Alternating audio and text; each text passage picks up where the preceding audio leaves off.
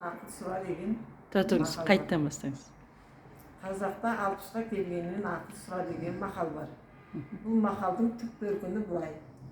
Ертеде бір хан ақылы сәл төмендеу болса керек, өз қол астындағы халқымен өмір сүріп, барлық 60-ға келген адамды кемпірі болсын, шал болсын өлтіріңдер, 60-тан кейін пайдасы жоқ деп жар салыпты.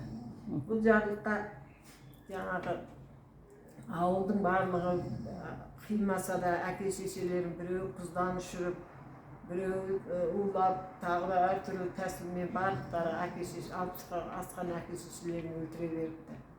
Бір бала әкесін қимай, шешесі жоқ екен, әкесін қимай, қалай бұны өлтірем деп жаңағы өзінің отырған үйінің астынан ұра қазып, сандық қойып, соған сол сандықтың ішіне шал жататындай орын қойып, шалды жатқызыпты. Сөйтіп соған тамақты беріп, бір мезгіл, екі мезгіл шалды ешкімге көрсетпей бағыпты.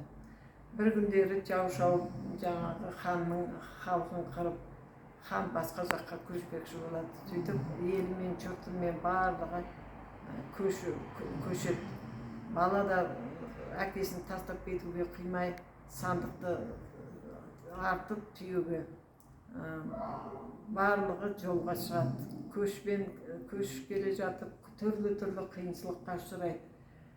Көшіп келе жатқан бір кезде бір жерлерге келгенде сусыз құмға тап келеді, құмдағы жерге.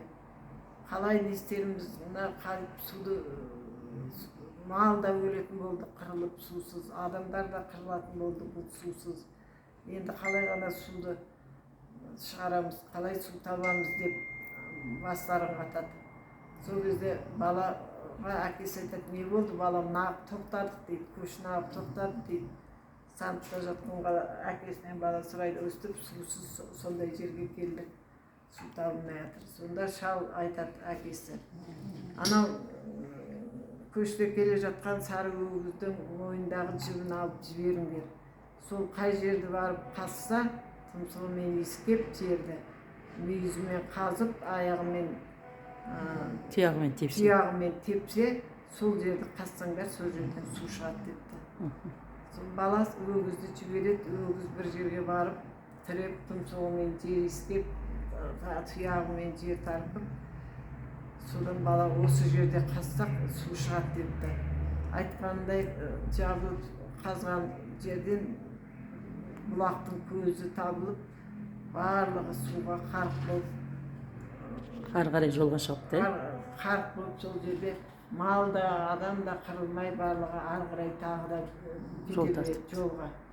Көшпен келе жатып, тағы да бір қиыншылыққа ұшырайды. Bir құс туралы бар еді, соны ұмытып қалдым мен оны. Ана құс неліктен отыр деймін, соның жұмыртқасы туралы бірдеңесі бар, ұмытып қалдым қазір. Келесі. Сол тағы да сондай бір қиыншылықтан шал ақыл айтады баласына. Баласы ол ақылды да орындап, содан хан баланы шақырып алып, сен қайдан біліп жатсың, қалай білесің, қазір айт маған. Мен білмеген нәрсені сен біліп тұрсың, қазір сен айтпасаң басыңды алам дейді.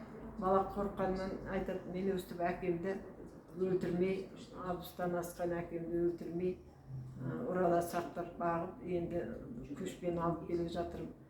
Осы көрген қиыншылықтардың бәрін сол әкем жолда айтсам, әкем ақыл айтып маған, содан біліп осындай болды дейді. Сол кезде хан өкініп өзінің істеген ісіне 60-ға келген адамдарды өлтірмеу керек екен, 60-ға келгеннен ақыл сұрау керек екен деген жарлық қайтадан шығарып, содан бастап адамдарды ешқандай 60-тан кейін өлтірмей, қадірлеп, қастерлеп, жаңағы ақылын тыңдап өмір сүріпті. Өмір сүретін болған екен халық. Содан 60-қа келгеннен ақыл сұра деген мақал осының осыдан қалған екен. Рахмет, күшті. Оны ұмытып қалдым аяқ жағына.